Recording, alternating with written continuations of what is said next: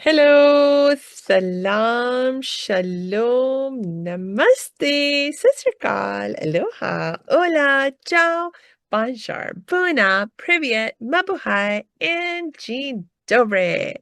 It's so good to be with you again, and I know you'll be so happy to have joined us today because we have a very cool guest with us, and that is Fiona Cutts, who's an author, healer, and coach. And I'll actually, first of all, say welcome, Fiona, and then ask you to tell us more about who you are and what you do. Thank you so much. I feel I need to be saying thank you in like 10 different languages. So I'm in Ecuador, so I'll just go with gracias. So so I have a business called Sex and the Shy Girl, and I empower ladies who are shy with sex to become sexually confident women. And I think, as always with these things, it's largely based on my own journey. So I was shy with everything in my life. At one point, I was so shy I could scarcely say my name in a room full of people. So to actually be able to come and jump on a podcast and write a book and talk about sex openly is kind of a miracle in terms of a big transformation. Yes, I really connected with your story and the way that you talk about sex because I can also relate to the shyness part and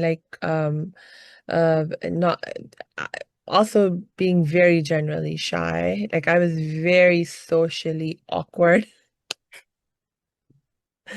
in all kinds of ways. And it talking about sex especially was a huge taboo. And so now when I say it was a huge taboo, I'm talking about at that time when I was growing up. I was living in India and in Pakistan and the Middle East. My family's moved around a bit. But in each of those cultures, as we moved around, one thing that was very consistent is very socially conservative in terms of like sex. It's like so strange, it's like ironic because we have like these people who we have like some of the largest populations in the world, right? I mean, there's like literally almost 2 billion, Muslims. Also, coming from a Muslim family, there's billion and a half Indians. There's like 250 something million Pakistanis. I mean, and these are all the identities and communities that I belong to. So clearly, we're having lots of sex, Yeah, but sure not looks willing like to it. talk about it. Yes, yeah, yeah. It's just crazy. So, tell me a little bit more. I know that you recently came out with a book, and I know it's a brilliant book, and I would love you to tell us more about it. Yeah, sure. So the book's called the same as my business, Sex and the Shy Girl, and the sort of tagline is the three-step method to sexual confidence. And and I actually wrote the book really easily and quickly after I read somewhere that a good way to write a book is to have five parts. And I'm like, oh, well, I have three, the three-step method. And then it very quickly became clear that the first two parts would be like, well, where does shyness come from? And what happens when you're shy with sex? So Mhm. I kind of had my five-part book and wrote it very quickly. But I can start at the beginning and just talk a little bit. And it's interesting because you talked about your culture and background. So my culture and background is British, and it's like no sex, please. We're British. So in different ways, it's like literally in my family, we never talked about sex. I mean, we never talked about anything controversial or emotional, to be honest. But sex was maybe the most controversial and potentially the most emotional. And so I had no sex education at all. But being very aware, I picked up that basically it was bad to do sex, bad to be sexual, that I needed to be married and kind of be like my mum in a way, a non-sexual being, but somehow managed to have two kids. it's, it's like it's still a mystery to me how she did that. I don't think I've ever heard my mum talk about anything remotely to do with sex. So that was, And so that was part of what created my shyness. I'd say the other big factor was the way that my dad treated me. Mhm. So my dad was a very, very stern, critical man, and he was critical about everything. I mean, to me and to my brother. And we both actually learned to basically stay quiet, stay beneath the radar, and become perfect. Right. Sounds funny now. How do you become perfect? So I was actually quite good at shutting up and being perfect because I needed to when I was little. It was like it was a good strategy when I was little. The problem was for me that I was still acting from that. Actually, decades later, it's like I only really addressed this properly, I would say, when I actually became 40 and became very ill. Hey, thanks for tuning into this episode. Hope you're getting value out of it. For your information, this episode has been sponsored by the Happiness 101 program. Are you a change maker, coach, trainer, or healer? Are chains of fear holding you back from making the impact and income you desire? Using a unique combination of positive psychology and the spiritual wisdom of our most effective change makers, the Happiness 101 program helps you break through your limiting beliefs and manifest the abundance and success you desire with fun and ease. Interested?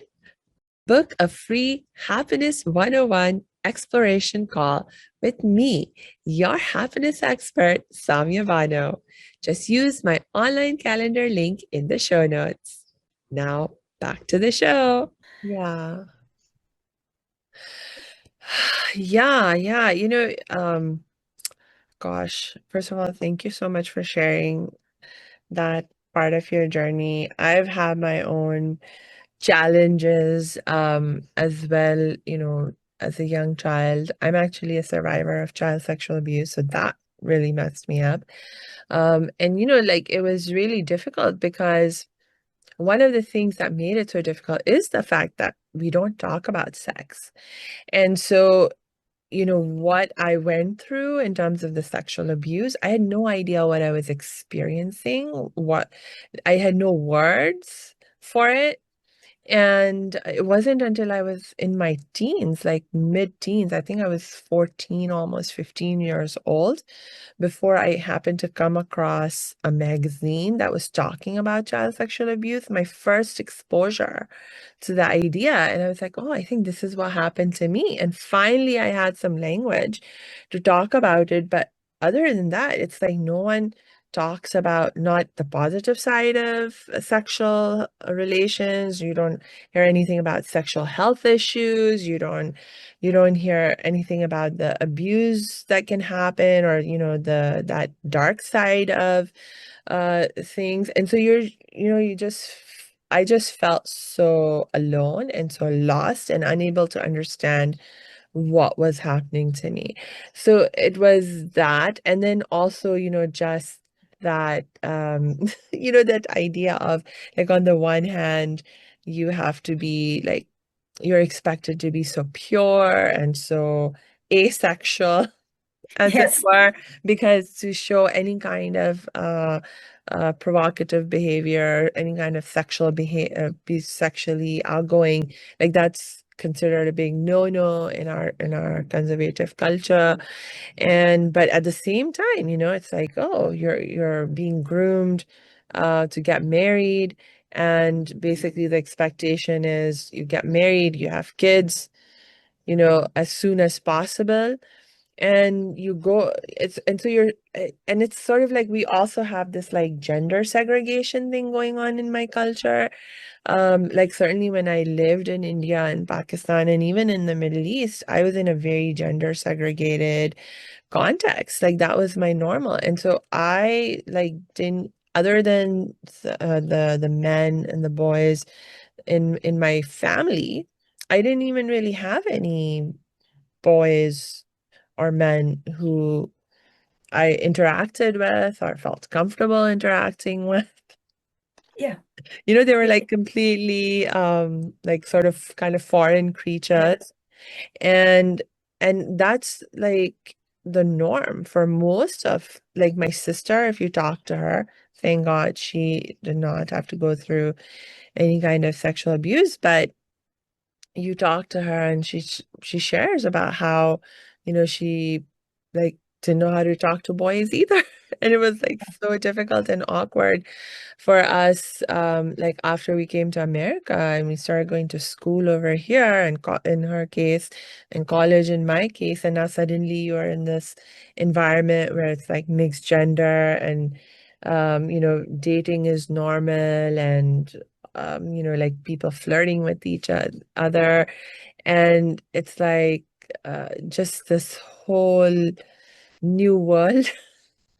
Yes. It was like difficult for me from my traumatized place, but it was even difficult for my sister, from her not particularly traumatized place. So it's, yeah. And actually, what I want to say is because when you look at my story or your sister's story and you kind of compare with your story, of course, it's like you've had the most extreme trauma which no child or should ever experience. But actually, for myself, with my British upbringing, and your sister with the upbringing you just described, without the full-on abuse, we're still receiving abuse. Actually, for me, not to be told about becoming a sexual being, not to be told anything, is actually a form of abuse, because I then went out into the world you described of dating and was really floundering. And, I can imagine how even more so for you and your sister with that more extreme upbringing. But it's like even without the extreme of abuse that you had, we have all experienced some kind of abuse in that we're unprepared for these massive changes in our body, unprepared for what it is to be with boys and young men. And that is actually a form of abuse. And I love seeing my friends who have kids, so I don't have children, but I love to see them being really different actually with their kids than I ever experienced, because that's one of the things that will start to change how we are. Yes, yes. Like one of the things that I found here in America, I mean, sexual health education, I mean, it's still a difficult thing here. Like even for like normal white American folks, by normal I mean like the dominant cultural normal in that context. Yes, yeah. It's still a significant issue where, I mean, in some ways, certain things have been standardized in terms of there's like usually a sex ed class that you are expected to go through at some point, and I think usually it's in middle school or so forth. Um, and so you get a minimal amount of learning in that context. But I've heard like so much debate and discussion among parents about, well, what kind of sex, like they like when you actually begin to look at what is actually being taught in the context of these sex ed classes, it's um it's not like an easy answer that everyone agrees on. There's wide discrepancies. Like, if do you include education about contraception when you're talking to teenagers? And there are many parents who are like, oh no, all we want our kids to be taught is about abstinence, and that's it. We don't want them to learn about things like contraception. And it's just, and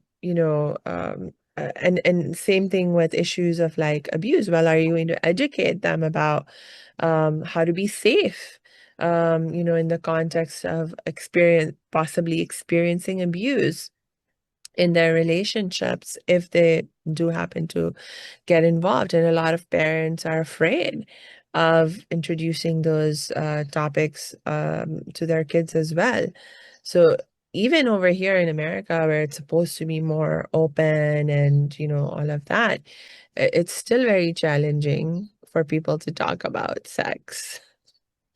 Yeah, it's really interesting that the culture that you come from. And but by the way, I actually lived in India for several years and traveled, so I kind of have a sense of that, from an outsider's perspective, I have a sense of that culture. And but it's really interesting, even in Western countries, it's like sex is probably the most judged thing on our planet, and people have such strong ideas about it Mm. that it is a minefield to know what to say to people. And yeah, so Yeah.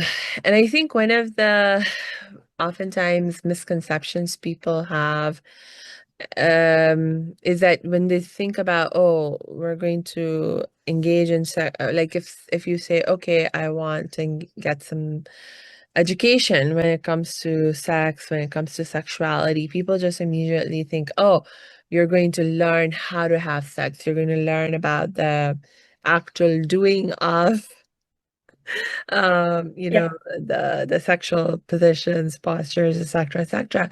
But actually, like, and that's something really that I love and appreciate about your work and approach and the way you have written your book is that, you realize, oh no, there's actually so much more.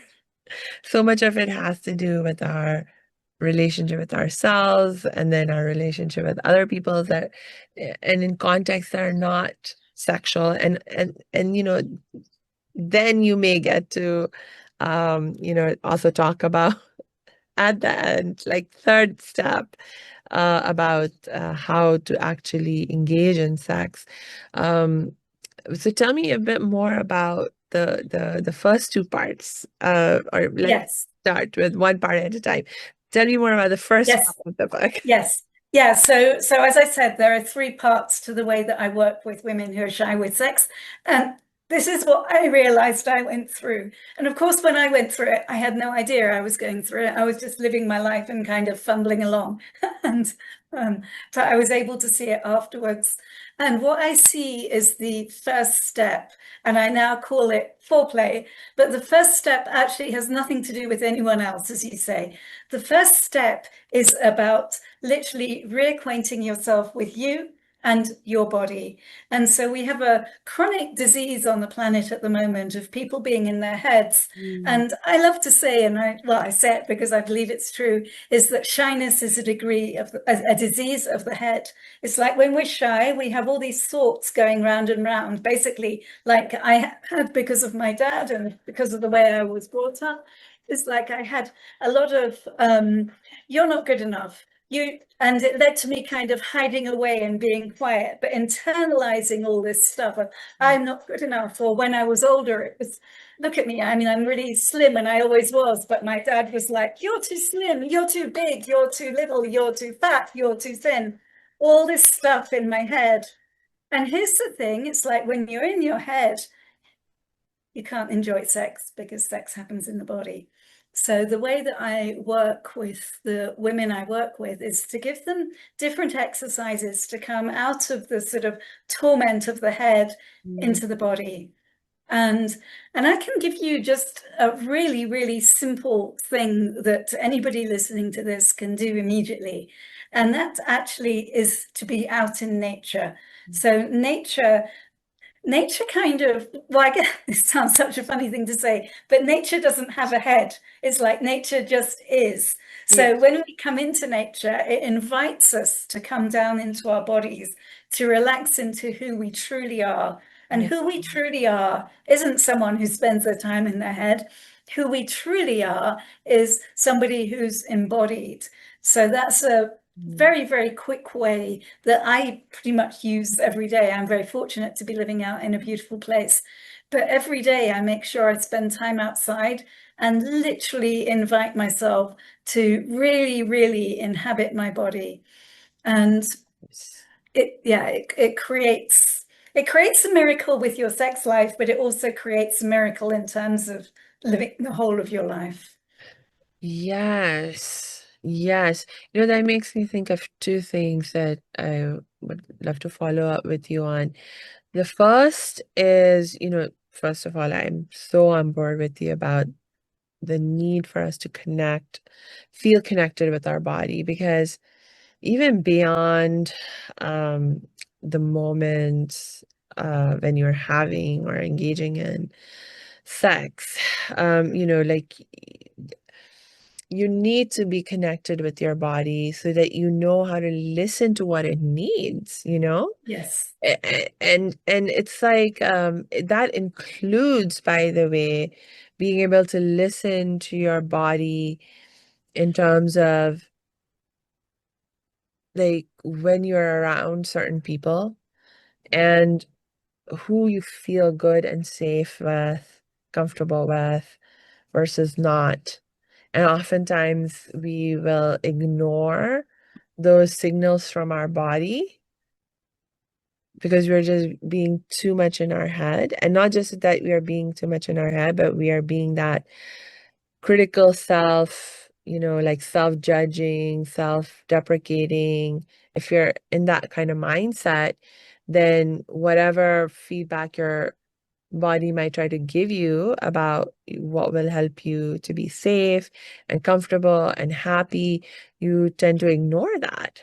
I Um, would say, I mean, I would even go beyond that and say it's not even that you ignore it. It's like when you're in your head, it becomes so difficult to hear what your body's saying. And yes, your body will somehow give that your information. If there is someone you're considering dating or being sexual with, and they're not safe for you, your body will tell you that one way or another. But if you're too far up here in your head and you it's really, really hard to hear that information from your body when you're in your head.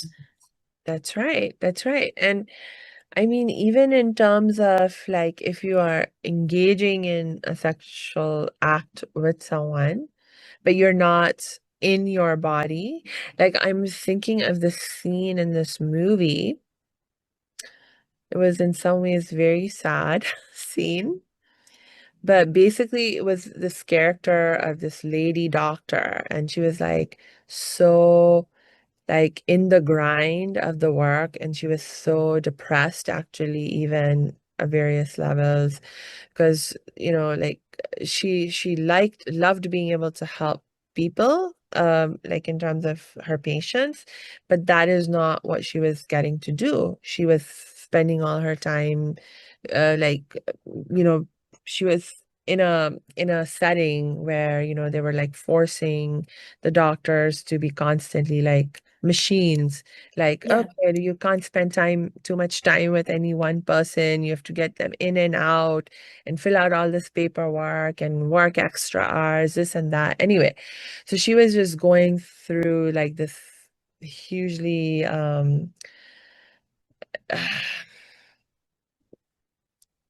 like she wasn't feeling like good at all. But yeah, she also, like in terms of like her mental health, it was just not good. And anyway, so she was looking for some way to like feel something, to have some experience of pleasure, some experience of happiness, because it was like otherwise so bad for her. And so one of the ways that she tried to feel something good was by having sex with a fellow doctor. But in this scene, it was like just so sad, is like they're in their office, like just, close the door kind of a thing, and he just comes in and um and the thing was that he is like right in the middle of doing whatever they were doing. He's also like trying to manipulate her with, oh, by the way, I need you to take my shift. And and that would require her to work overtime and give up her own holiday and this and that, and manipulating her like emotions right in the middle of how charming.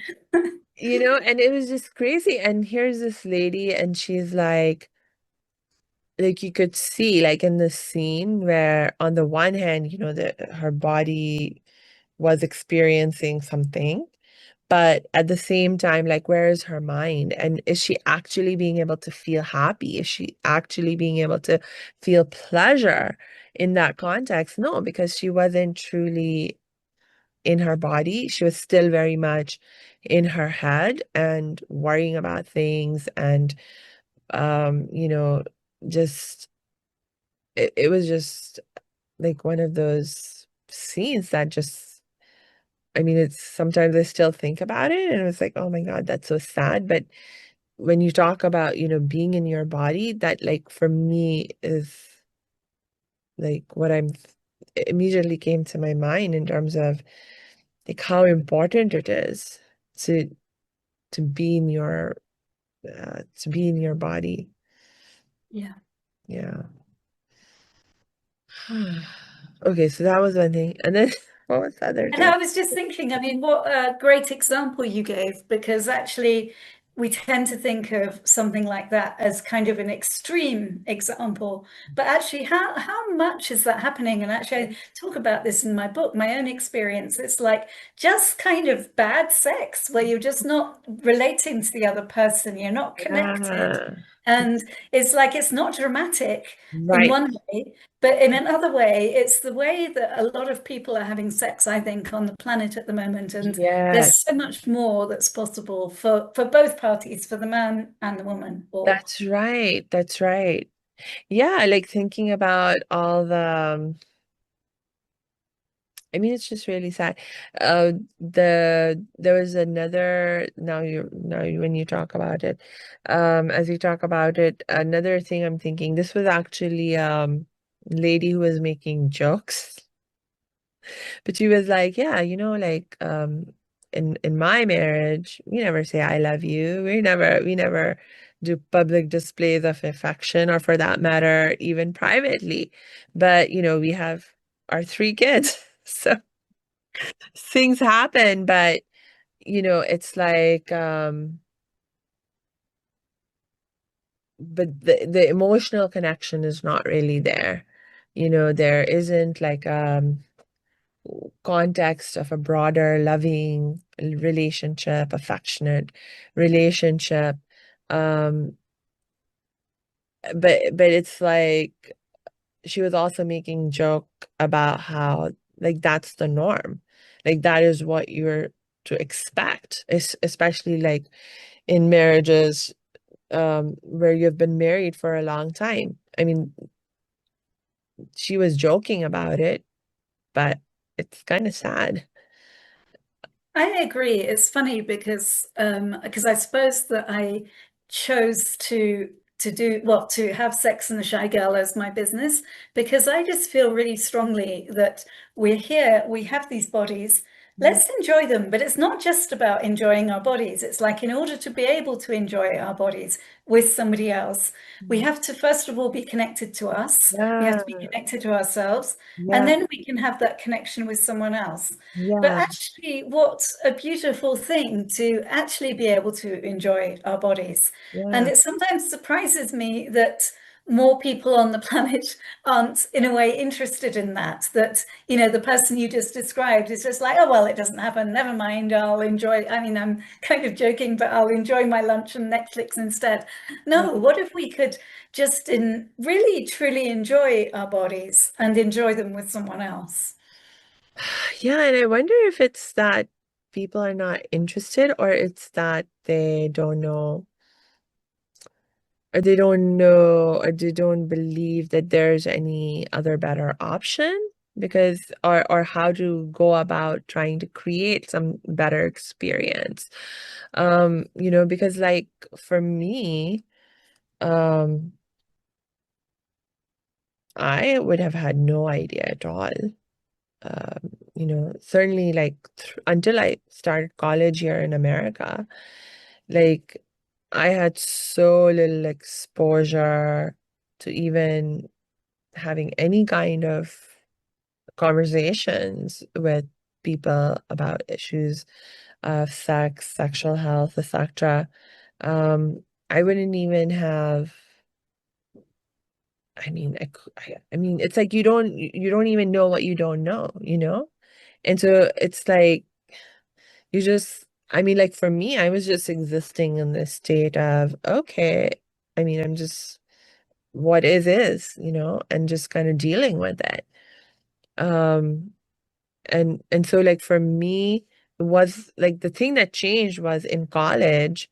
Happily, I was in a college, in a university where they were actually offering courses and classes. Well, I was a psychology major, and we actually had certain classes within the psychology department where we were learning about where we got the opportunity to learn about sexuality, sexual health, and stuff. And those courses were optional, so it's not like everyone took them, but I at least had that opportunity to do it, and I took that opportunity. And so it started to like for me like open my mind and just begin gave me something from like a point to start learning at least and enhancing my understanding.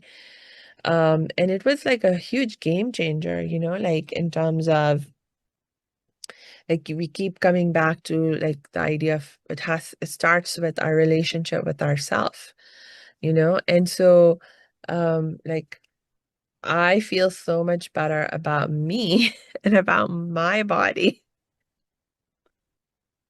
And I love that. It's like I just want to acknowledge you and what you've chosen with your background, with your experience. It's like, and this is what I see as well with the work that I do with different ladies. And I suppose it's like my story that I've changed from being so shy that I'm now an advocate of this work. But it's like here you are talking in such a relaxed way about sex and shyness and bodies and everything. And it's like I just really want to acknowledge you for that because a lot of a lot of people from all of our cultures, it's like all of the cultures around the world, I would say, have something kind of crazy or skewed around sex.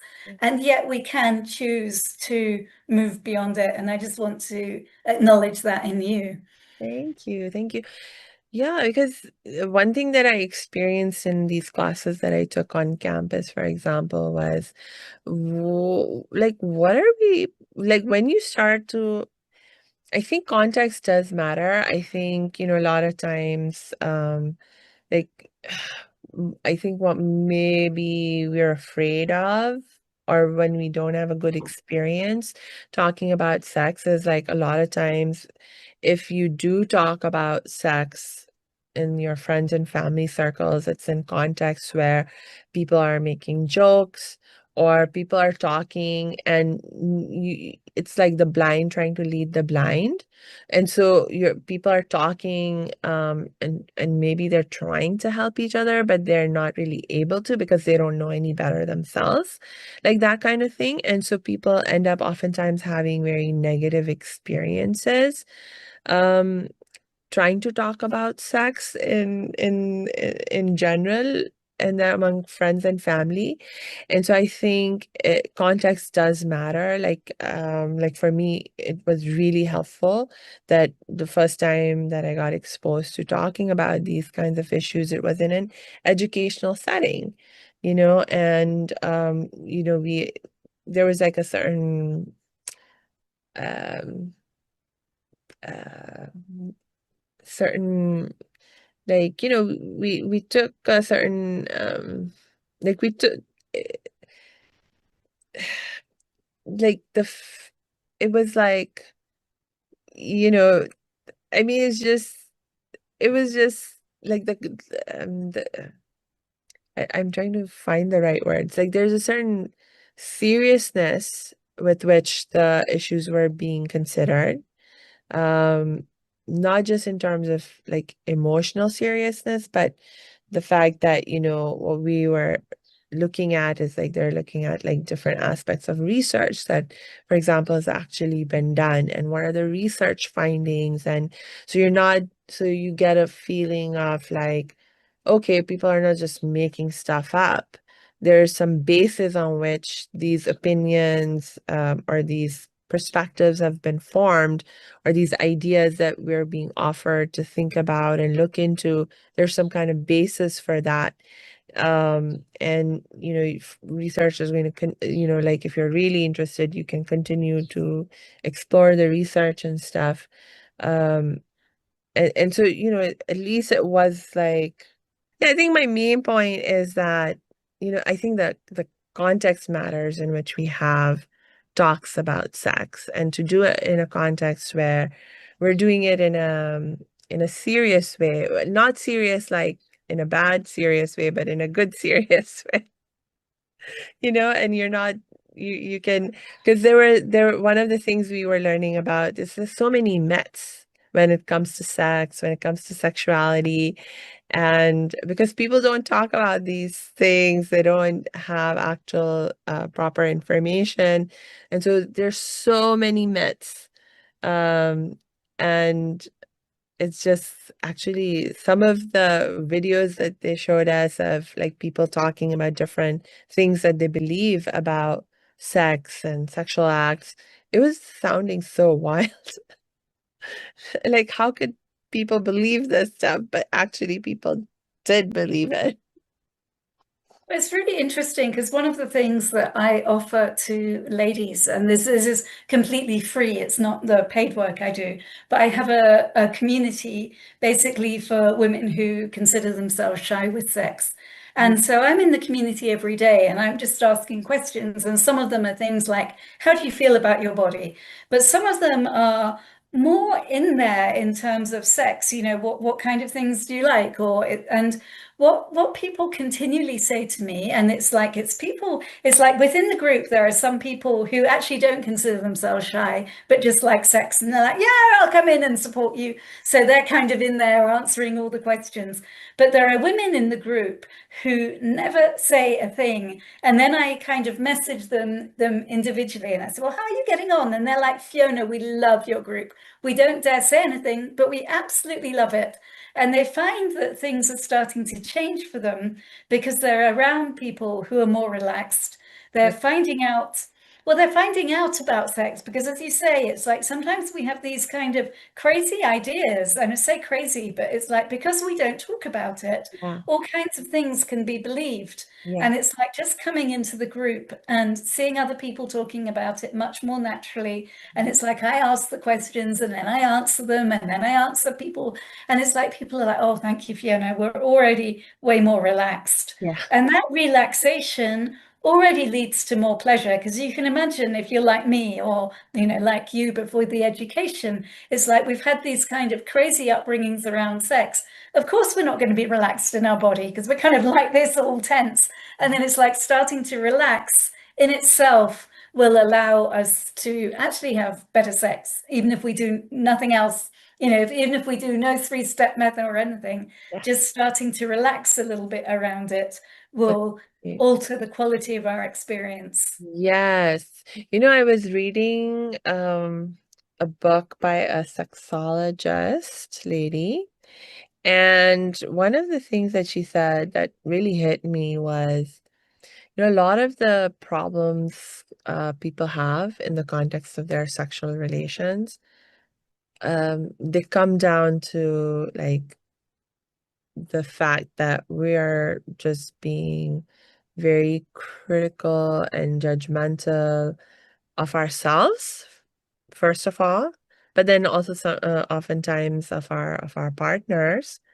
And if we even were to just let go of our judgmental mindset, first of all with regards to ourselves, but then also extend that same grace to our partners, like most of the problems couples tend to experience in the context of their sexual relations would go away. They would just I go love that you say that because I believe that too. And in a way, it's like there are so many, it's like I have this kind of three-step method. It sounds so easy, three steps, but the three steps have so many layers to them. away. And so this is one of the things that occurs when you come out of your head into your body. Actually, where does the judgment take place? It absolutely takes place in our heads. If Yeah, we were actually embodied, we wouldn't be judging, we'd just be enjoying. yeah, And And the thing also about sex is that the way that we are is an invitation to our partners. So if we're embodied, we invite our partners to be embodied. Even if our partners are kind of judgy and shy or whatever, us being embodied is an invitation to them to be more embodied too. Yeah, yeah, because oftentimes the best way you can influence someone is actually by being a great model of what you want and what you desire. Oh, I love that you say that, and that's it because it's like I kind of started Sex and the Shy Girl 2 years ago, and I'll be completely honest with you. The name came, and I was like, "Oh, that's a great name. I'm going to do that business." And it sounds funny, but it's like I mean, I wanted to do this kind of work anyway, but the Yeah, name came first. But yeah. what I've discovered is that it's actually a really good strategy to empower women Mhm. rather than, I mean, I think the work that other people do with men is great, but empowering women is really powerful because it's like actually when a woman is empowered, it can change her partner too, but in a kind of a soft way, as you say, because we don't go in there saying, hey, you're being judgmental. It's like, no, we're embodied, Yeah. we're clearer about what we desire, and it kind of changes our partners too. Yes. You know, I want to come back a little bit and explore more the idea of shyness itself. Also, because when we're talking about um, being more in our bodies, communicating more effectively, etc. The idea of shyness is, of course, connected to all of this. And um, and I know this is something that you talk about in your work. Like when we use the word shy, we can be talking about very different emotional experiences under that same label. Um, and like for me, like I have come to understand that there's a shyness you can have that is natural to your character, and that's just totally fine and even healthy for you to have. But then, there's emotional experiences that we have that we also label shy that can be coming from a not so healthy place. And I'm hoping to talk to you more about that. Yes, it's something that I've thought about a lot. I mean, obviously, in terms context of my work. And here's what I see that the shyness as I mean, I'm going to just use a really strong word, but as a kind of a pathology, or like I sometimes say it's a disease of the head. So I use very strong words because actually, when we are shy, it's really about not believing that we're as good as other people. It's about berating ourselves, second guessing ourselves. And none of that is actually true for any of us. It's like we're not the people who are lesser than other people. We're not the people who are unsure about ourselves. So that is what I'm looking to change. But for most of the women I work with, and for me as well, if we are shy, we're likely to have a natural sensitivity. And that natural sensitivity is really beautiful. And I wouldn't ever try to change it. I mean, to be honest, I have tried to change it in myself, but I can't. I can't change it because it's who I am. It's like sometimes I'm like, I wish I was tougher. I wish I was this. And it's like, no, I can't do that. It's like I have this sensitivity and I have to honor that. And honestly, I see that with most of the women who work with me. I mean, I guess we tend to work with people who kind of mirror ourselves. And Yeah. I see that we're naturally sensitive and kind of have this kind of beautiful sensitivity, but it can kind of um, become changed into feeling that we're less than other people, undervaluing ourselves. And it's that we need to change. It's not the Yeah. core of who we actually are that we need to change. Yes. Yes. Because this is like something I found really interesting. Like once I started getting into sexual ed or sexual education, very interestingly, I started to also look into more of our own cultural and religious traditions. And I tried to be like, hey, what, if anything, do our traditions teach us? And turns out that, um, for example, in Islamic teachings, there is there's like a lot of teachings, a lot of material that you can look at, which relates to sexual health, that talks about sex and sexuality. And a lot of this is directly from the time of the Prophet, and the Prophet engaging in dialogue about issues of sex and sexuality with his companions, including women companions. And so apparently, turns out that 1400 years ago, the Muslim community around the Prophet Muhammad, they were very open in some ways in talking about issues of sex and sexuality. And because and they especially came to the Prophet a lot of times to ask him for to clarify and answer questions that they had, because they trusted him as a source of knowledge and information. You know, and I remember this one specific incident that was described in this one particular story that was told about the Prophet, where they were talking about how people have sexual dreams. And the Prophet actually mentioned that women can have sexual dreams too. And one of the women was like, "What is really, Prophet?" And he was like, "Yeah, absolutely." Yeah. And so when he and then he went on to describe some of the symptoms, or like some of like what you can experience. And it was like, this is all normal. This is actually sex, and being able to engage in sexual relationships. It's like it's beautiful experience, and it's something that's like a gift from God, actually, for us. And so it's not something for us to be ashamed of, really. But the thing that you do want to do as a Muslim is that you want to make sure that you're following some moral, ethical guidelines in how you engage in sexual relations, and with whom and in what context, so that you create a context of people acting in a way that's responsible and promotes safety for everyone, and makes it something that's an actual act of love, and an expression of actual love and care for each other, rather than just Yeah. you know not that. Oh, it's just the words that came into my head, just random sex. Yeah. And it's really interesting what you say, because sometimes people will say to me, so what happens when you heal your sexual shyness? And the answer is that there isn't one path for everybody.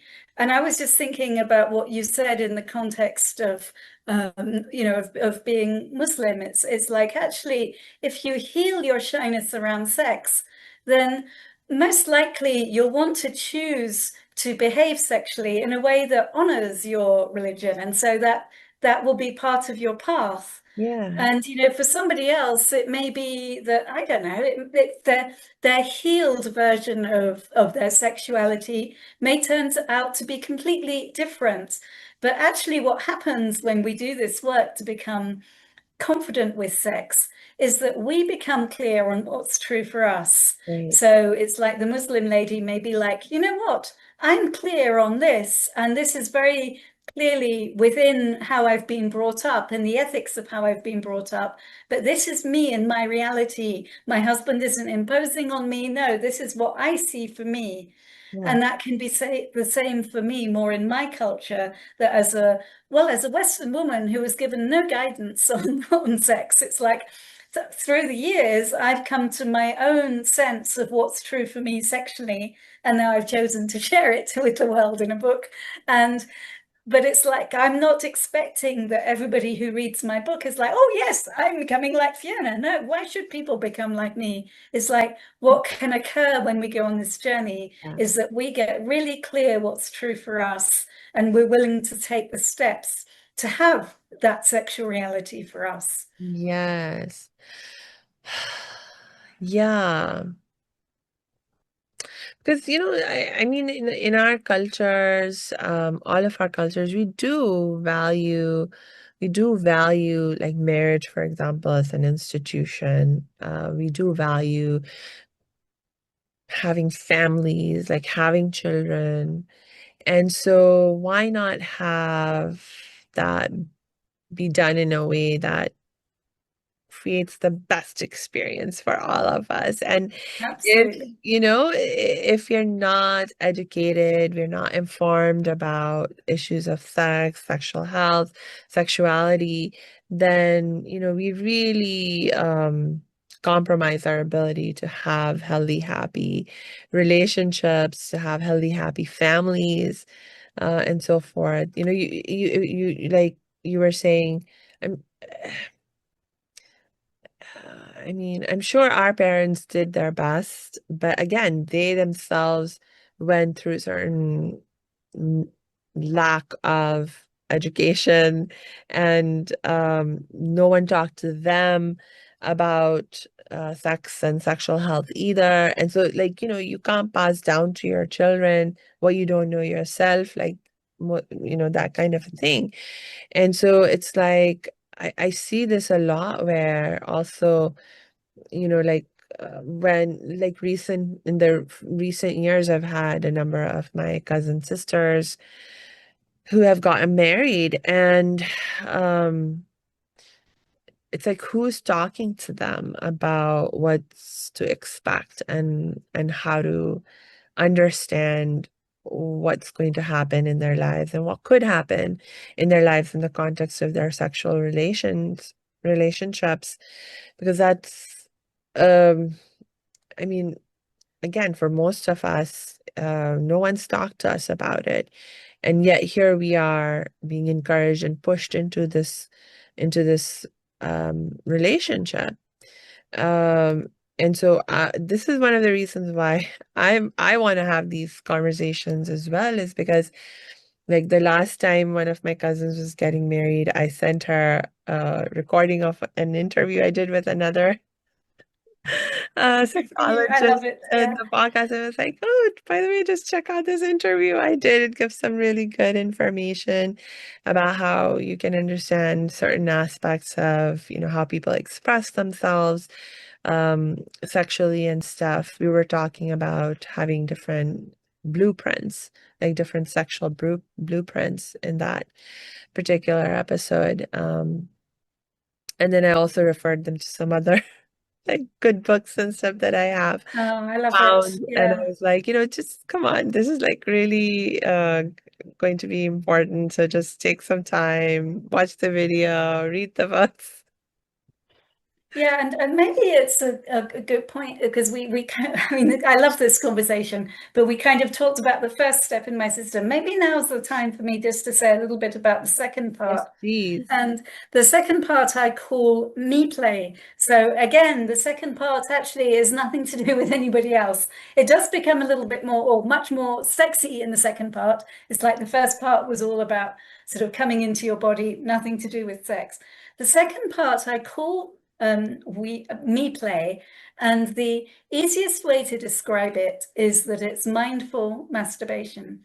But Mm, as soon as I say the M word, not the mindful bit, but the masturbation bit, I then have to kind of backtrack because masturbation has such a bad mm, reputation for all kinds of reasons, because we tend to learn to touch ourselves kind of dirty and quick. And it's like I mean, I was never told it was wrong, but somehow I knew it was wrong. It's like, I don't think anybody needed to tell me. It was just obvious from the way I was brought up. And so what I do is I give the ladies I work with, I give them different exercises that are designed to get them into contact with the whole of their body. Because I guess my point of view is that, yes, we have parts of our body that obviously are super sexy, the, vagina or breasts, but it's like, what if the whole of our body can be a pleasure zone? And so I give the ladies exercises that kind of get them to connect with their whole bodies. So it gets them to connect with their arms, their legs, but it also gets them to connect with the vagina, with their breasts. And what that starts to do is it starts to kind of normalize, if you like, the sexual parts of our body. And it's like, and so we no longer have this thing of here's our body, but somehow our sexy bits are over here and not to be talked about. It's like, no, we get to kind of come into contact with our whole body, normalize our relationship with our body. And that normalization means that we start to love our body even more.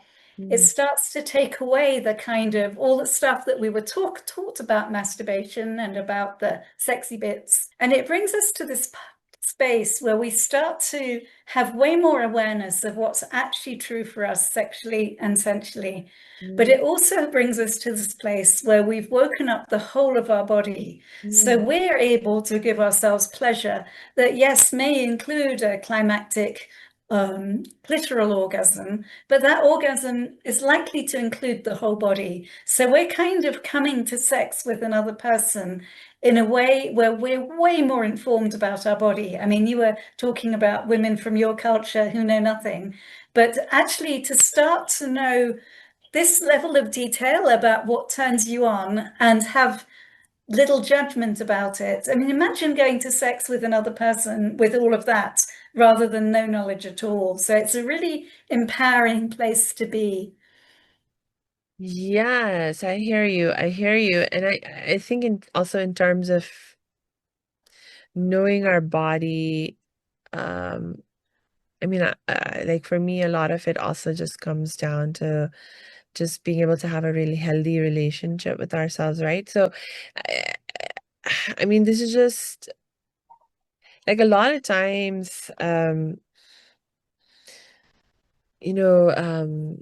the other person I was talking to, their sexologist that we interviewed on the show. I don't know if he talked about this during the interview or it was just one of the conversations we were having outside, but we were talking about how like sometimes, we can actually be starved. Like people can get starved for touch.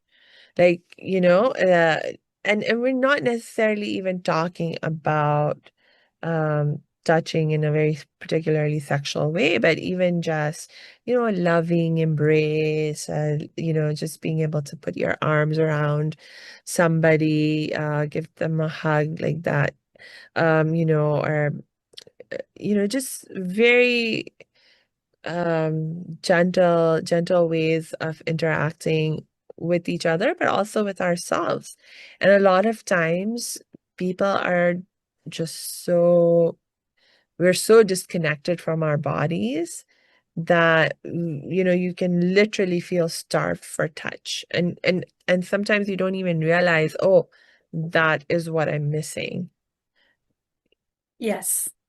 And I think as well, it's like for, let's use the word sensitive women, so when we've healed the shyness, but we're still sensitive, it's like for a lot of us, we actually, in order to be sexual with someone, we actually require quite a lot of what I call kind touch and touch that we don't even normally consider erotic.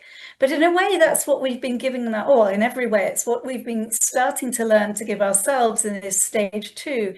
It's like we start to give ourselves kind touch, and that includes the sexual parts of our body. But it's like that's often what we require when we're with our lover, our husband. We require that somebody spends time with all of us, really making us feel safe. It's like sensitive women tend to need to feel really safe before they can relax into sex. Yeah. And actually, we have to create that for ourselves first. It's like we're creating that safe space for ourselves with this somatic touch so Mhm. we can relax with ourselves.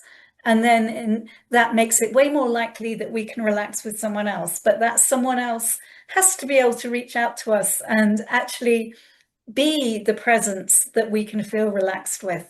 Yes. Yes, that makes sense. That makes sense. Um, I was going to say, listen up, any men who are listening to this. yeah. Yeah, yeah. And I think, I mean, this is something like people say that can often be like a gender difference in terms of how, like generally speaking, obviously nothing holds true for everyone, but we're talking about dominant patterns in terms of people's experiences when it comes down to mm, any kind of behavior. And so people often say that, like with women, especially like you said, the more sensitive women, you need the more extended periods of foreplay, of just being able to cuddle, being able to, create this context where you feel safe and comfortable. Whereas it seems like most men don't need that as much. But this is actually something that in the Islamic literature, when you begin to look at it, the Prophet talked about it a lot, where he was always encouraging the men to be more mindful of the needs of the women in their lives and treating them in a way, like part of how you show respect to your partner and true love for your partner is that you're not just about satisfying your own needs, meeting your own needs, but you're also considerate about what your partner needs and treating them in a way that makes them feel really good and allows them to, um, just uh, really meet their needs as well. So, this is like something really, really important and um, just comes down to the core of, what is required for a healthy relationship. Yeah. And I Yeah. love that you talk about you start that with yourself because I can totally see how like if you don't even know that that is like if you're not used to giving yourself the love, you're not familiar with your own needs, your own responses, um how can again you don't know what you don't know, so then you can't ask for what you know either. Yes. Yeah. Yeah. And there can be a kind of an irony that sometimes women will kind of give themselves kind of a quick orgasms and then they're like, well, why does my man not do that for me? And I'm like, hey, hang on a minute, what are you doing for yourself? It's like we have to, it's almost like I like to see it like this. It's like that in stage two, we're kind of investigating our own body with a sort of loving curiosity. But when we come to stage three, we're actually being present with someone else's body with loving curiosity. And Mhm. that is what we are kind of hoping for or asking for or demonstrating, as you said earlier. We're kind of modeling that, and a kind partner will give us that back. It's like they'll have this space of loving curiosity with our bodies and with us. Yeah. Right. Because I mean, ideally, like certainly from my perspective, ideally I would want to be in a sexual relationship in a context where it is an expression of a real loving relationship. It's just one aspect of how we express love for each other. Um, because, that is, I mean, sure, like, you can live a life where you're just chasing after pleasure, you're just chasing, that dopamine hit, in terms of your brain, just giving you that feeling of intense pleasure or whatever. But that kind of feeling, while it's very nice to experience, when it happens, it's not the kind of thing that's very sustainable, like on a throughout the day, throughout your week, throughout your month, throughout your life kind of context. I mean, those can only be certain moments for a little bit of time. And so you really, like, what I really crave is peace, even and a sense of stability, which for me is connected to a sense of safety, also. And so for that to happen, um, if there's going to be any kind of sexual relationship, it has to be in a context of this relationship that is loving, that is safe, that is peaceful, and so forth. And that cannot happen if you don't have a healthy connection outside of even when you're engaging in sex with both yourself and your partner.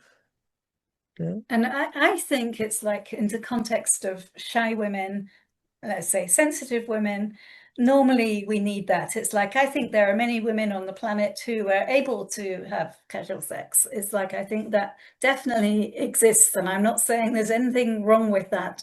But what I also see is that mainly for those of us who are shy or sensitive, that's not going to satisfy us. It's like it's interesting that you said the word peace and relaxation and sort of this. I mean, a lot of people are talking about how our nervous system is. It's like our nervous system has to feel relaxed for most of us to really have satisfying sex, and not just sex, but the whole relationship with Yeah. somebody, whether it's our husband, for the rest of our lives, or somebody. It's yeah, so sometimes we can have that sort of special connection with somebody who we may not be with for the rest of our lives, but somehow it's more than just the sexual connection. There's more that's going on there. Yeah. Uh, I mean, it's interesting. Like, culture changes, beliefs changes. Like, again, this is something. It's in. Now I'm going to talk about the Islamic culture. That as a Muslim, so like I was saying, during the time of the Prophet, turns out there was like this openness around talking about sexual health, relationships, etc. But turns out there was also like this, like, for example, divorce was not seen as like the end of the world kind of thing. It was very kind of relatively normal experience for people to get divorced. I mean, but that um the thing was that, like, people who were divorced got married again, including women. And it wasn't like a huge, like, in our modern Indian Pakistani society, divorce has become such a big taboo.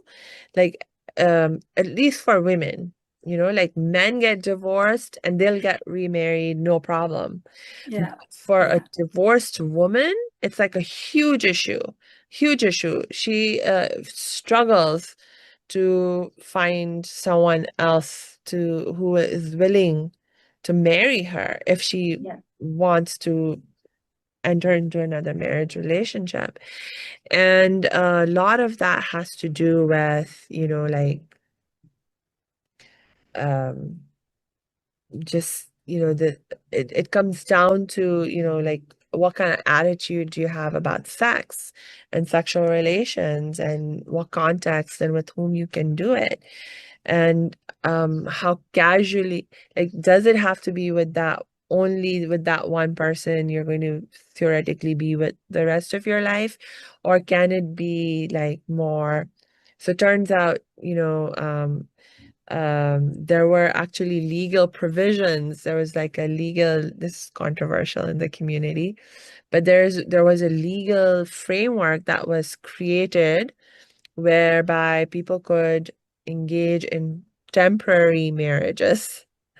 And the idea was to create a context of accountability within which people would be able to and allowed to engage in sexual relationships, but it was understood that these marriages were not like you weren't entering the marriage with the thought of, I have to be with this person forever and ever. It was more like, no, I think I want to be with this person right now, not sure about forever. But, we want to be able to explore our relationship and we want to be able to do it in a context where there will be some accountability and some sense of, responsibility and safety. And so a context, a system was actually created where you could engage, enter into a marriage contract that was understood to be a temporary marriage contract. And I mean, again, like growing up, no one taught me about all of these things existing, I bet that's you know? hugely controversial. Yeah. Yeah, no, but it just made me realize about, like uh, some of these ideas that we now think are so normal and just how it's supposed to be in terms of our concepts of love and as a forever relationship with just a single person. I mean, this is actually not how people always understood marriage and love, you know? So it's like in different cultures and even in the same culture in different periods of time, you know, people have had different understandings about, you know, what is even acceptable or not in terms of how and when you get to engage in sexual relationships. So, It's really interesting because I suppose the way that I'm normally talking about it isn't in the context of talking to somebody from your tradition and culture. But the way that I talk about it is that, and again, talking about somebody who's healed sexually, so a woman who's healed sexually, for some of my clients, they're like, you know what, I've fallen in love, and I think it's very likely I'll be with this person, for as long as we live in this lifetime, and I'm very, very happy with that.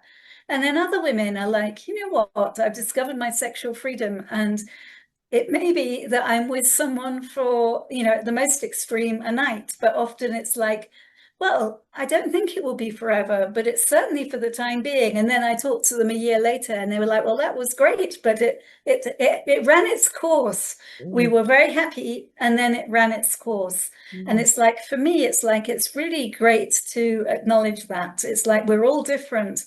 And some people do well to truly love each other and want to be together forever, but it's not necessarily the case for everyone, and that shouldn't be made wrong, in my opinion. Are there any downsides or pitfalls to watch out for in the context of, you know, like if our goal is to live our lives in a way that's free and we're confident and empowered, of course, but at the same time, we want to make sure we are taking good care of ourselves, we're staying safe. And so, um, are there like any pitfalls to watch out for? Any don'ts in terms of Yeah. like, don't do this so that you can continue to take good care of yourself? Yes, so I'm going to start first with the kind of what I call the energetics. And in a way, the first two steps of the system kind of take care of this. So it's like really be embodied, do what you can to be embodied, find out what's true for you sexually. And then when you meet that super cool, hot guy and you're convinced that he's the one, even though your friends will tell them there's all those alarms, when you really, really, really tune in with yourself, you're like, oh, actually, you know what? He may seem so hot, so cool, so good looking, but when I'm really present with my body, I see that he's not for me. So it is like that's the first thing. Really, really, really be present with yourself. Mm. And from that space as well, you may see someone who you think, I'm just going to say it straight, you think he's a bit of a loser and you kind of dismiss him. But you're like, but when you're really, really present with yourself, you notice, oh, maybe he's not so much, oh, he's quite fun. And it's like you can start to really, really trust yourself. Yeah. So that's kind of the energetics. But I would also say, it's like I'm older now, so I don't have to worry about this. But we have of course we can, when we're younger, we can get pregnant. And it's like just really, really being clear with yourself. It's like, oh, what precautions do I need to take to really look after myself here? Mm. It's like we're the ones with the bodies that get pregnant. It's like we really have to take care of ourselves with this. And you can do the research and work out what's best for you, but you really have to take care of yourself. You can't expect, it's like you can expect a kind man to be aware of all of this, but in the end, it's our bodies, and we need to really be aware of that to keep ourselves safe in that really physical sense too. Yeah, yeah. I mean, not only do we have to be thinking about and concerned about pregnancy issues, but also sexually, I think what's the proper STIs are they called now? Or Yes, yeah. STIs like uh just being aware. I mean, how many stories did we hear in the 80s, for example, when the AIDS epidemic was, raging of, you know, like people who were getting infected by their partners. So I mean they were you had this like stereotype in mind of, oh, like these people who get AIDS, they're the people who are bad people in terms of like they're promiscuous and they engage in all these risky behaviors and stuff. But then, it was like, oh, this housewife with, like children who has never done anything wrong according to society standards and so forth, been completely faithful in her relationship and so forth. And she has AIDS. And how did she get it? Well, she got it because her husband, um, you know, um, cheated on her or something and infected her. And then before you knew it, like children were being born with the virus. And it's just crazy like how this whole situation with STIs, it's like you have to be aware. And it's a really important aspect of maintaining your health, you know? Mm. Yes, absolutely. So, And I would just add, it's like be aware, but don't allow yourself to be so scared mm, that it's like we'll come back to the sort of the pleasure that our bodies are capable of. It's like STIs and pregnancy, and it can be used to sort of as a weapon against women, or to make them be so afraid that we don't take the step to have pleasure. And I would say that your body knows, it's like your body knows if this is a man who can be trusted. And it's like, but really, really, really pay attention. mm, And if necessary, it's like, I'm over 60 and I'm on a dating app, and I showed my friend this picture and I was like, I'm really attracted to him. And she was like, no, Fiona, no, no. And I'm like, really? And it's like when she told me no, it's like when I was really, really present and came out of my kind of, oh, it's like I knew not to go there. mm, And yeah, whether that meant that I knew if I went there that I'd get some nasty infection, or whether the infection was more kind of emotional turmoil, I don't know. But somehow our bodies will know when we really trust. And yes. so I would say that too. Don't allow it. It's kind of like everything, I guess. It's like it's a balance. It's like be aware of the STIs, be aware of pregnancy, but also don't allow yourself to get scared by it. It's like we have a right to pleasure, and let's not allow other people to scare us into not having the pleasure that is our birthright. Yeah, no, that is such a it's frankly kind of disgusting how, because there's such double standards, when it comes to how both in the East and the West, like throughout the world, in the vast majority of cultures, there are these huge double standards in terms of like the stigma that is attached, the consequences, the severity of consequences, negative consequences that people will face are so different for men versus women. And not because of anything that's actually different about us as humans, except that, we have these double standards and this just um I mean, I guess sexism and misogyny, that, you use these ideas of like pregnancies, STIs, to like literally just oppress women. Um, and at the same time, you're not applying the same standards to the men. You know. Because it's Yeah, like for if sure. STIs can just uh, impact men just as much. And even though a man can't get pregnant, but if there's a pregnancy that happens, I mean, the man is also affected. I mean, he is just, you know, had an impact um, that may result with a child coming into the world that's connected to him. And so of course it's going to impact him as well. But oftentimes we just don't consider that. Uh, Fiona, I just realized I have kept you for way longer than I had told you that I would. I know, I just looked at the clock too. I hadn't realized because Oh it's been a my gosh. great, really great conversation, really great. Yes, thank you so much. I've really enjoyed our conversation too, and it's so hard to just cut off when you're having like such an engaging conversation.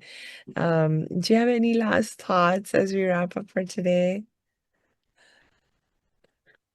I suppose it's just if you're a woman and listening to this, it's like you do have the right to sexual pleasure.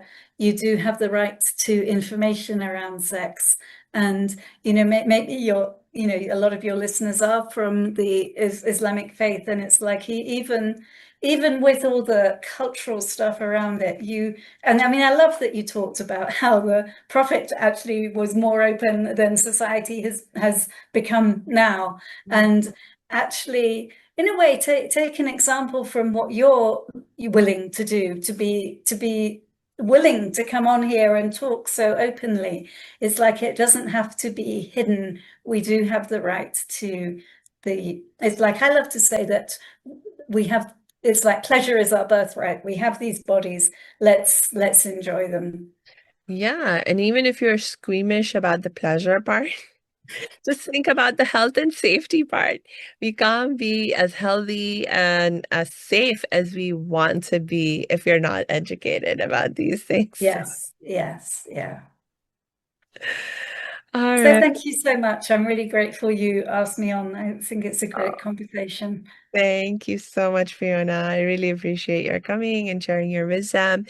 And for my last reminder, I will just remind our audience to please make sure you check the show notes because we will drop Fiona's links in there so you can connect with her and continue to learn and get the help and support you need whenever you're ready for it. And until we connect next time, I just wish you lots and lots of peace and joy.